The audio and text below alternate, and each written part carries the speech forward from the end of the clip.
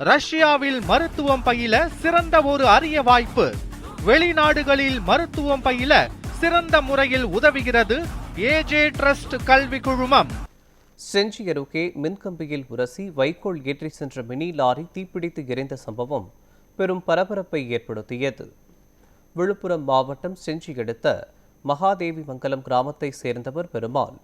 இவர் நிலத்தில் வைக்கோல் ஏற்றி கொண்டு சென்ற லாரி மின்கம்பியில் உரசி வைக்கோல் முழுவதும் தீப்பற்றி எரிந்தது. தகவல் அறிந்து சென்ற தீயணைப்புத் துறையினர் தீயை அணைத்தனர்.